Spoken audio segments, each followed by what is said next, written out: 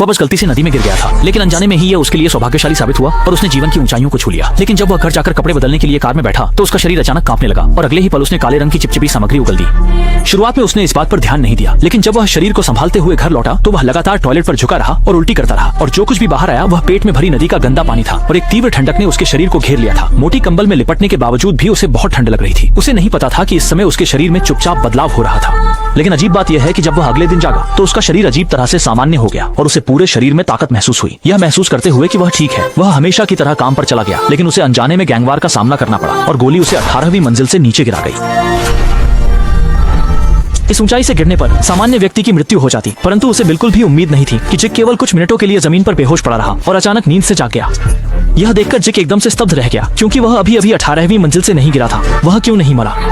सोचते हुए कि इस समय शायद गैंगस्टर अभी भी ऊपर हैं, वह बिना कुछ कहे घर की ओर दौड़ पड़ा। और आश्चर्य की बात यह थी कि उसने एक ही सांस में कई किलोमीटर दौड़ लिया, बिना सांस फुलाए, जैसे उसके शरीर में अनंत शक्ति हो। लेकिन घर पहुंचने पर जिक के पास ज्यादा सोचने का समय नहीं था, क्योंकि सबसे जरूरी था कि वह जल्दी से अपने कंधे की गोली की चोट का इलाज करे। लेकिन तभी नीचे के पड़ोसी लगातार शोर मचा रहे थे, पता नहीं घर में क्या कर रहे थे। इस पर जिक को बहुत गुस्सा आ गया। वह तो बस उन्हें थोड़ा शांत रहने की चेतावनी देना चाहता था, लेकिन एक घूंसा मारते ही उसने पड़ोसी के घर के बड़े स्टील के दरवाजे में एक बड़ा छेद कर दिया।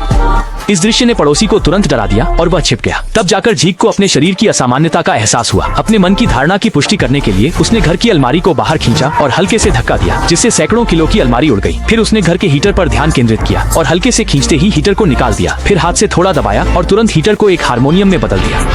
ऐसा लगता है कि नदी के गंदे पानी में गिरने के बाद उसने कोई सुपर पावर जागृत कर ली है। इसे और अधिक सत्यापित करने के लिए गरीबी में डूबे हुए उसके मन में एक साहसी विचार आया और उसने रात के सन्नाटे में सिर पर टोपी पहन ली और सीधे एक एटीएम के सामने पहुंच गया और एटीएम के आसपास जोर जोर से हथौड़ा चलाने लगा।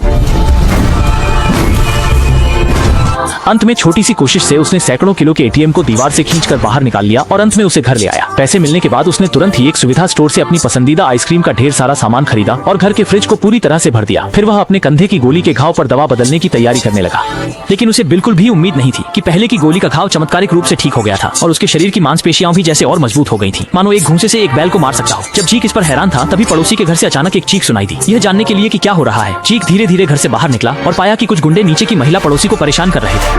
चूंकि जिक खुद एक ईमानदार व्यक्ति है, उसमें मदद का हाथ बढ़ाने की हिम्मत नहीं थी, इसलिए वह अनदेखा करते हुए नीचे की ओर चल पड़ा और खुद को शांत करने के लिए एक सिगरेट जला ली। लेकिन उसे क्या पता था कि गुंडों का सरगना अचानक उसे नापसंद करने लगा और एक थप्पड़ मारते हुए कहा कि वह दखल न दे। फिर बिना कुछ कहे सुने उसने पड़ोसी को घर के अंदर खींच लिया, यह सोचकर कि वह इस खूबसूरत लड़की को अच्छी तरह से परेशान करेगा। खतरे की घड़ी में एक आदमी अचानक खिड़की तोड़कर अंदर आया और वह व्यक्ति वही था जिसे पहले हटाया गया था, जिक। इस बार वह इन गुंडों को बिल्कुल नहीं बख्शेगा। मोटे ने देखा कि कोई आ गया है तो उसने एक थप्पड़ मारा, लेकिन जिक के लिए यह बस खुजली करने जैसा था।